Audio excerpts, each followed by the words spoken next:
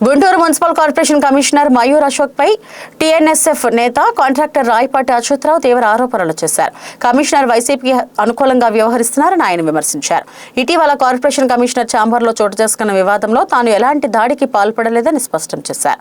కార్పొరేషన్లోని సీసీ కెమెరాల దృశ్యాలను పరిశీలిస్తే వాస్తవాలు బయటపడతాయని పేర్కొన్నారు. 3 కోట్ల రూపాయల విలువైన టెండర్ను అధికారులు రద్దు చేశారని, మాల్ ప్రాక్టీస్ పేరుతో తన కంపెనీని బ్లాక్ లిస్ట్ చేయడానికి ప్రయత్నిస్తున్నారని ఆరోపించారు. గుంటూరులో ఇతరుల ముందుకు రాని ప్రాంతాల్లో కూడా తమ సంస్థ అభివృద్ధి పనులు చేపట్టిందని తెలిపారు.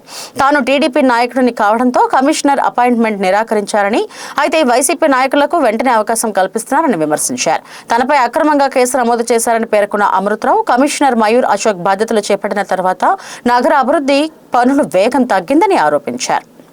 ఒక విషయం చెప్పదలుచుకున్నా, నా మీద నిన్న సర్క్యుల్ అయిన వార్త, నా టెండర్ బ్లాక్ లిస్ట్ గురించి, నా మీద పెట్టిన అక్రమ కేసు గురించి వివరణ ఇద్దామని ఇవాళ ప్రెస్ మీట్ పెట్టడం జరిగింది. ఏదైతే 2020 సంవత్సరంలో, అప్పుడు 2019లో మా పార్టీ తరఫున గెలిచి వైసీపీలోకి వెళ్ళినటువంటి శాసనసభ్యులు బద్దాల గిరి గారి ప్రోత్సాహంతో ఆ రోజు నా కంపెనీని బ్లాక్ లిస్ట్లో పెట్టడం జరిగింది.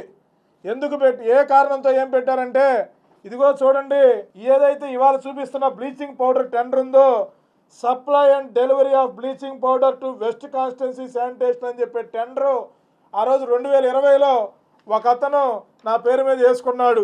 ఆ తర్వాత అదే ఆ టెండరు డిపార్ట్మెంట్ వాళ్ళు మాది టెండర్ పర్సంటేజ్ మార్చడం జరిగింది. మార్చిన తర్వాత ఆ కారణం చూపించి 2020 సంవత్సరంలో నేను చేయని తప్పుకి నన్ను బాధ్యుని చేసి నా కంపెనీని బ్లాక్ లిస్ట్ చేయడం జరిగింది. ఇది వాస్తవా కాదా అని చెప్పి గుంటూరు మున్సిపల్ కార్పొరేషన్లో ఉన్న ఆనాటి అధికారులందరినీ కూడా అడుగుతా ఉన్నా.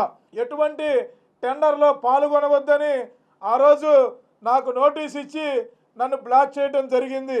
అయితే వైసీపీ ప్రభుత్వం అంటే తప్పులు కేర్ ఆఫ్ అడ్రస్, వైసీపీ ప్రభుత్వం అంటే అన్యాయానికి కేర్ ఆఫ్ అడ్రస్ అనే కారణంతో వీళ్ళు ఏం చేసినా వీళ్ళకి చట్టం లేదు, రాజారెడ్డి రాజ్యాంగమే వీళ్ళ రాజ్యాంగం, వీళ్ళని మనం అడిగినా ఉపయోగం లేదు అనే కారణంతో ఆ రోజు నేను అడగకుండా వదిలేయటం జరిగింది. కూటమి ప్రభుత్వం అధికారంలోకి వచ్చిన తర్వాత నగరంలో ఎవరు చేయనటువంటి ఏరియాల్లో మేము ప్రతిష్టాత్మకంగా తీసుకొని డెవలప్మెంట్ చేసిన ఘనత మా రాయపాటి కన్స్ట్రక్షన్స్కి దక్కిద్దని చెబుతా ఉన్నా. మా మంచి పేరునంతా చెడగొట్టాలని కొంతమంది సన్నాసులు మా మీద కంకణం కట్టుకొని మా మీద దుష్ప్రచారం చేస్తూ ఉన్నారు. ఏ రోజు కూడా మేము దానికి బాధపడలేదు. 2023లో పనిష్మెంట్ అయిపోయింది. మీకు ఇందాక చెప్పిన విధంగా అదే టెండర్ని తీసుకొచ్చి మొన్న టెండర్ మాల్ ప్రాక్టీస్ అనే విషయంతో మళ్ళీ ఇవాళ బ్లాక్ లిస్ట్లో వేయడానికి అందరూ ప్రయత్నించి నా కంపెనీని మళ్ళీ బ్లాక్ లిస్ట్లో వేయడానికి ట్రై చేస్తూ ఉన్నారు. దీని మీద నేను వాస్తవంగా తప్పు చేయలా, నేను ఎక్కడైనా చర్చకు సిద్ధం. ఇది టెండర్లో నాకు తెలియకుండా నా టెండర్ని వాళ్ళ ఉద్యోగి పర్సంటేజ్ మార్చారు. నేను కనీసం దాంట్లో అగ్రిమెంట్ అవ్వాలా, వర్క్ చేయాలా, ప్రతిఫలితం తీసుకోవాలా. నేను కనీసం దాంట్లో ₹1 బిల్లు డ్రా చేసినా ప్రతి రూపాయికి 5 కోట్ల రూపాయల ఆస్తులు అమ్మైనా కడతానని చెప్పి అందరికీ తెలియజేస్తా ఉన్నా. కార్పొరేషన్ మొత్తానికి తెలియజేస్తా ఉన్నా. నేను దాంట్లో ఏమన్నా ₹1 లబ్ధి పొందితే ₹1కి 5 కోట్ల రూపాయలు ఆ టెండర్కి నేను కడతానని చెప్పి అందరి ముఖ్యంగా తెలియజేస్తా ఉన్నా. మరీ ముఖ్యంగా కమిషనర్ గారు మనసులో ఏదో పెట్టుకొని నన్ను హింసించాలని నా మీద పైశాచిక ఆనందం పొందే పరిస్థితి కనపడతా ఉంది, చూస్తూ ఉన్నాం.